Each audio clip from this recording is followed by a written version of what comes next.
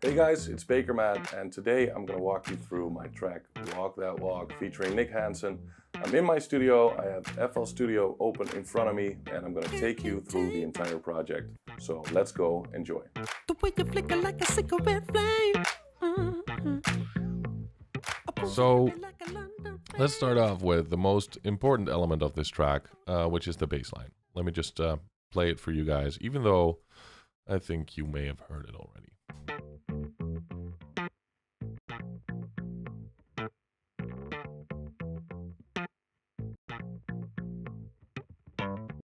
So that's a bass line, and this bass line, I stumbled upon this bass line when I was touring in the USA, and I rented out a studio, and I was going through my sample collection. I love samples. I have a big sample collection, and I found this bass line, which I really loved, and basically I didn't change that much about the original sample. This is the original sample.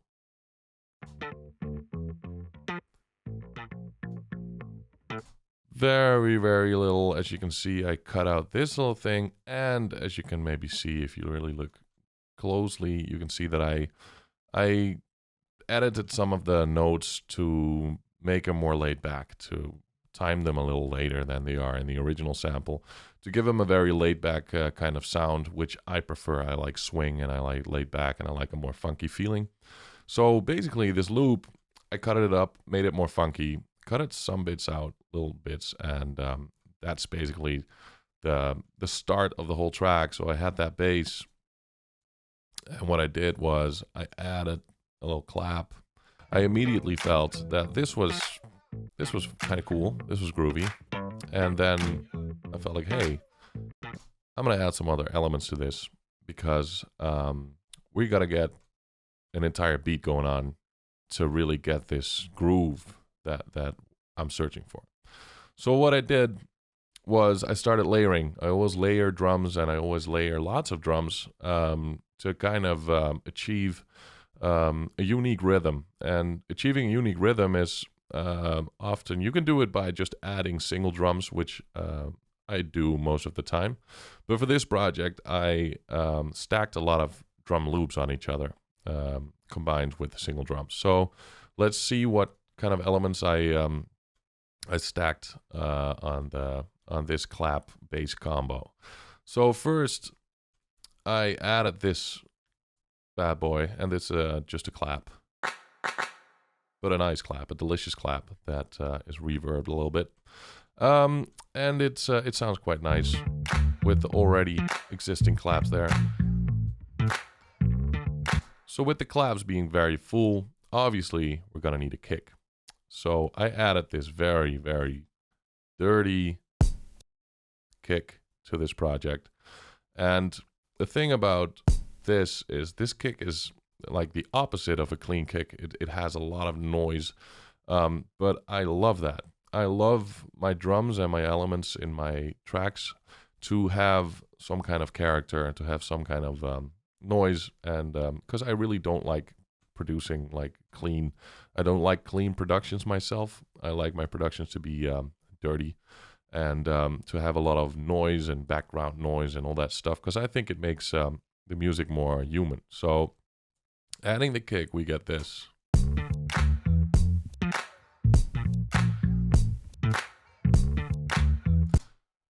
So we're not there yet, obviously. So what I did, I grabbed this drum loop here, and this is a very simple, very like boring actually analog drum loop from just a little drum room. Very straightforward, but it adds that little human touch and that little real analog drum touch to the whole beat, as you can hear.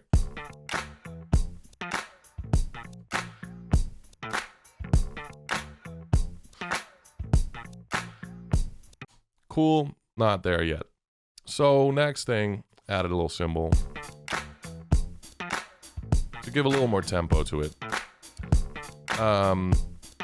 And then I added this pretty fat Scott Storch snare, which is really cool. I mean, this guy, he is kind of a legend.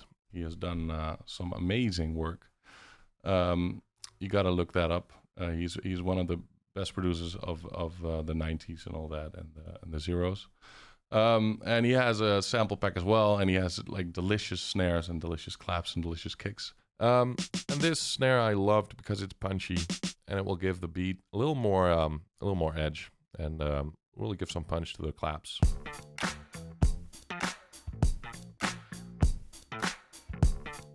And even though you can say that beat is already kind of sounds kind of well, I thought let's just add a little more swing to it by adding this loop, this mini lingers on drums loop, that I downloaded off Splice. I guess a lot of you producers know this. It's a website with samples. And this one has, I just added this for the top, the kind of top frequencies, a little bit of the hats, because it has this laid back kind of,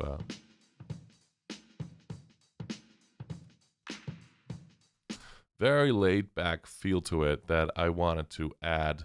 And by the way, under this you can see some vinyl sound. So altogether,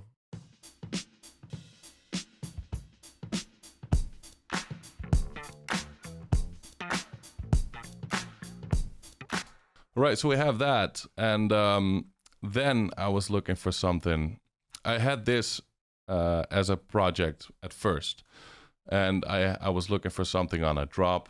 And by the way, before I go to the drop, it might be good to show my my mixer and see what kind of stuff I put on the channels. And I think for anyone that expected lots of magic here, so sorry, it's quite simple, all of this. I don't really do much effects and all that, and a lot of weird stuff. I usually just do equalizing and reverb, delay, the kind of basics. So on the kick, I just have one equalizer that just gets the high end a little bit off, because there was a nasty frequency there. And for the rest, it's stereo shapers. I'm just going to loop the beat here so you can really see what I did with what channel. So this is the kick. Nothing really going on, just to equalize to get the top stuff up. And here is the hat, which I just stereoized a little bit. And here you have a beat. And with loops, what I always do is I stereoize them a little bit, get some of the low frequency off and get some of the high frequency on. And then at the end,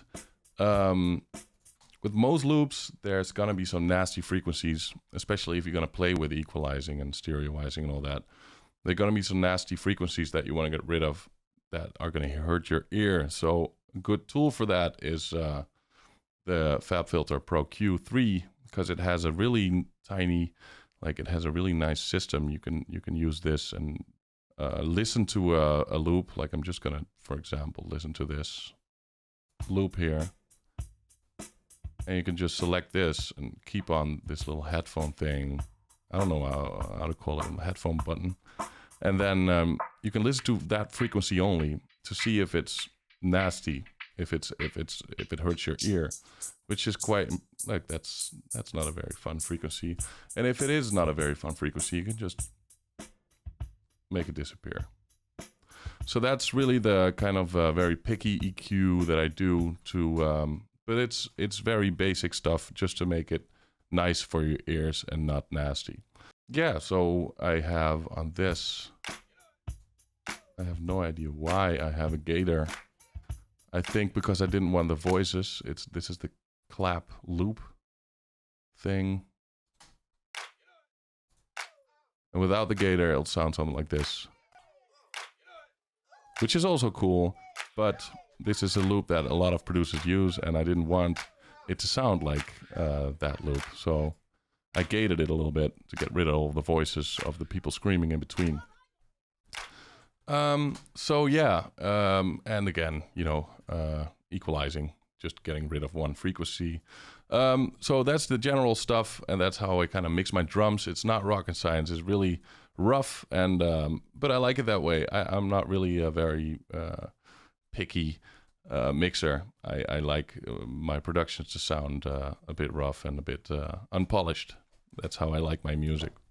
So let's go to the drop. What I did was I went with this bass line, I looped it, went through my sample collection, and eventually I found this horn loop that I really love, and I edited it a little bit to my own tastings, but it's generally a little bit of the same, and I'll show you right now how I did it. So this is the loop, and as you'll notice, you'll think this is exactly the same loop, but it is not. I don't know why it's acting so weird. This is the full original loop.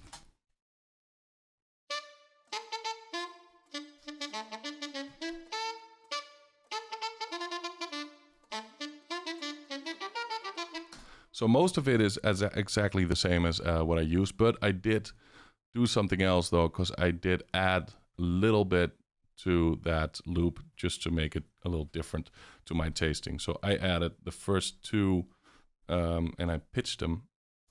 As you can see here, I chopped it up here and I pitched this down, I think, yeah, minus 500 cents to give it a little walk on, which is funny because the track is called Walk That Walk. And here it's the same sample. So the only thing I did there basically was just add on the little step up by chopping up these little parts of trumpet or saxophone. I think it's a saxophone. I'm not 100% sure, but I think it's a saxophone. I just chopping it up and tuning that. I think this one's tuned minus 400. This one's tuned minus 500. And then you have the little step up, and that's how I did that. So basically, most of it is just a sample, and but I just made it how I like it. So combined, we have the track that we know. We have the clap, bass, all the drums. We have a little crash, just basic stuff. We have the sax and vinyl sound, and that's it. That's all. So very, very little ingredients compared to other producers, I think. But I like to keep things simple. So that's the main ingredients, and this is what I sent to Nic Hanson when he was on. We were talking on Instagram, and he said to me, "Let's collab." I sent him this little project, this little loop of the bass line, the saxophone, the beat. And that's when he came up with the whole thing. He sent something back that immediately blew me away.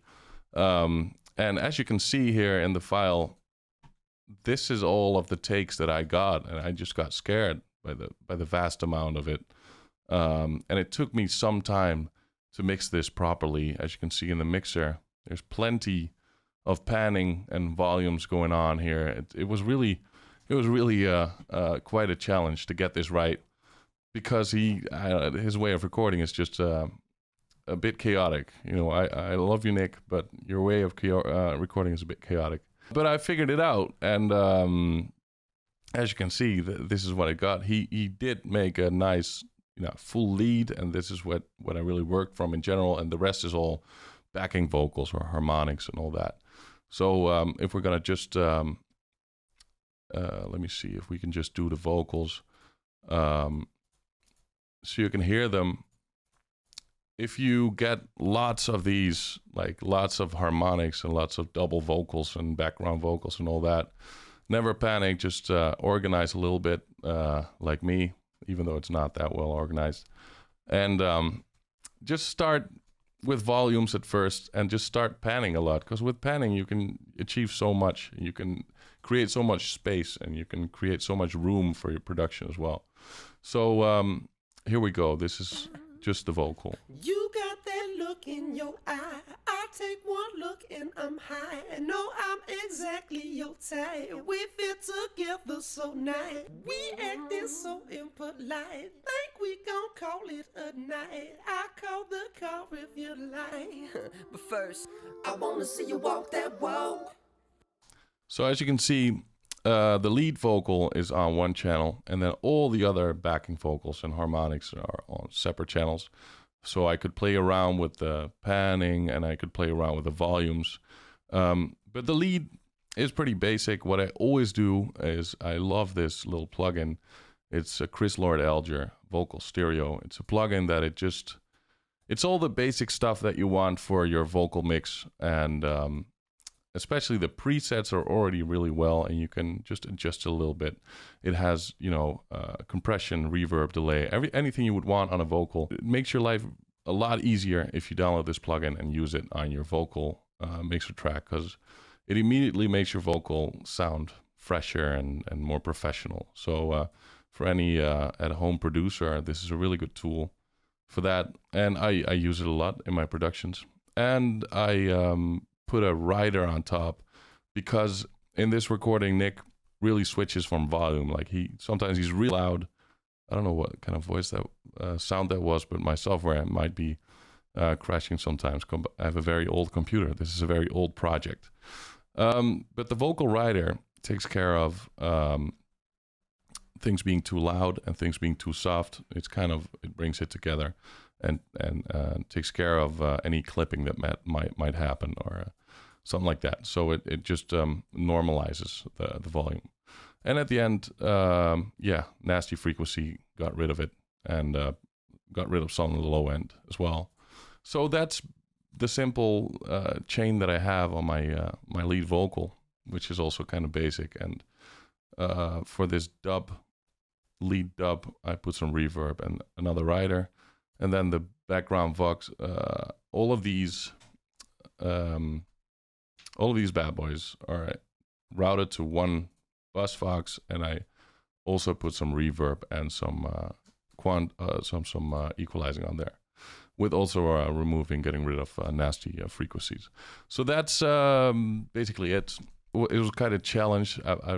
Last time I worked with this amount of vocal stems was when I was working with Melody Gardot from French. That was the first time, and I got really scared when she sent me like 80 vocal stems. And all these stems will definitely make your DAW very, as you can see, I'm using 41% CPU right now. So you have a large amount of crashes occurring as well. So, stuff happens. But I have a MacBook now that I use, and it's better in processing all of this stuff. So this is still on my Windows computer, because I made this project, I think, eight years ago. I started this project, and once you start a project, you stay in the same project. So it's an old project, old computer.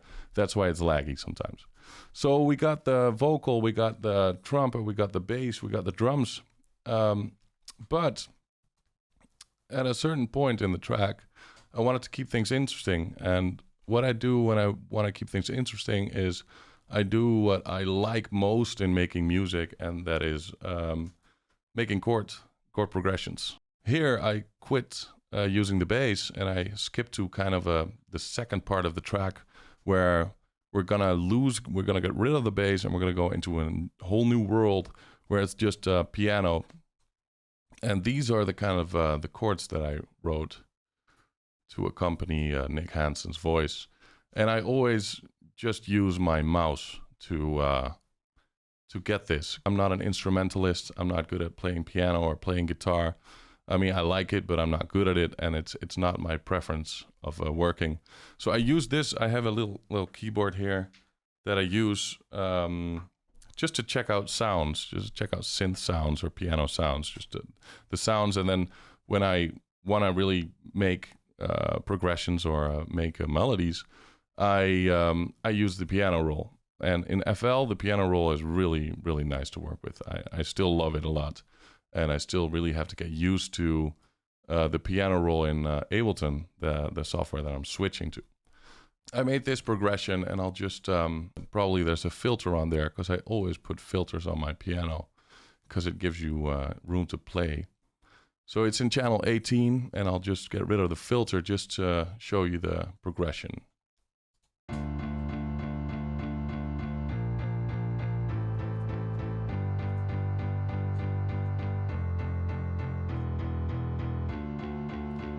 So yeah, quite a funny little progression. I didn't study any music theory or anything like that. I have no clue what I'm actually doing when I'm making these chord progressions. It's all feeling. It's all just, I start with the bottom ones, the bass line, and then it's just I build and I build and I build, and a new kind of layer every time, and then I end up with a chord progression like this, purely made out of feeling. So I cannot even tell you what chords these are. I have no idea. It's just a thing that I like to do, and that usually goes well for me. So we have the chords, but then I was thinking I need another layer on top to make it musically more interesting. So I wrote a little bit of a violin line to accompany the chord progression. And this is the violin line.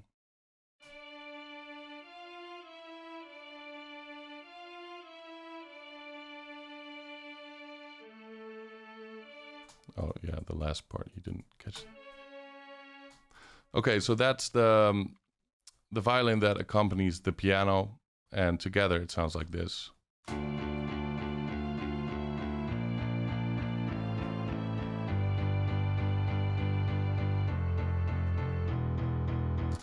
And if you're thinking, hey, this piano sounds a lot like bass as well, that is because I did add a little bass on top there. Let me go to the channel. So there's also a bass. Let me just see. A bass guitar, quite a rough bass guitar that I took from the Contact plugin. It's called, I think it's called Scarby Rickenbacker bass, and I use it in almost every production because I absolutely love this plugin. It really, if you take the effort and really try to make it work, you can make it sound like an actual bass guitar. If you play with automation, if you play with volumes and randomizing your piano roll, you can really make it sound like an actual bass, which is always cool. And in this plugin, it's always quite easy to do stuff that you would normally do in a mixer. So you can equalize here, you can compress here, you have a tape here, you have an amp that you can moderate, you can choose the kind of speaker even that you would record it on. So pretty cool plugin that I really, really love. And as you can see, I think any producer would be, would be shocked at this, but I just put the bass and the piano in the same mixer channel because I already mixed the bass, so I threw it in there. But generally, this is not a very good thing to do. I wouldn't recommend it. But I was lazy. I wanted to have a filter because I'm controlling a filter and I have automation, and I wanted to have the same automation on the bass, and I just threw the bass in the same channel as the FL keys, which is not a good way to work. But as I said, I'm very chaotic. I'm very not clean and not a polished producer. So I don't care. It sounds good. So that's my general rule. If it sounds good, I'm happy. So we have the strings. The strings is also Contact, but the general library, just very simple stuff. Combined with a very fun plugin, and one of my favorites as well. It's called Easy Keys, and it has piano sounds, it has mellotone sounds, it has all kinds of sounds that in general sound really well, and it's very easy to use, and those are my favorite plugins. I hate plugins that are hard to use. I like to be fast because all I want to do is make music and not nerd out at frequencies and certain things that are like very uninteresting if you want to make actual music. So this is a little mellotone violin. Really old and crackling violins that I like. So combined, that sounds like that. And it's nice to add some musicality that way to your project. Now that we've taken a look at all that stuff, let's have a listen to this part. Look in your eye, I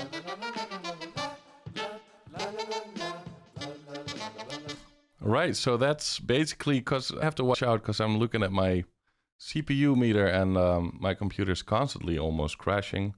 But I think it survived this entire walkthrough. So I'm just gonna give this an ending before everything goes south. Basically, this is all the ingredients that I used. Obviously, I didn't have the time to really get into every channel or every effect that I use, but as you can see, it's quite basic stuff, and most of the stuff I do is filters, it's reverb, it's delays, and equalizers.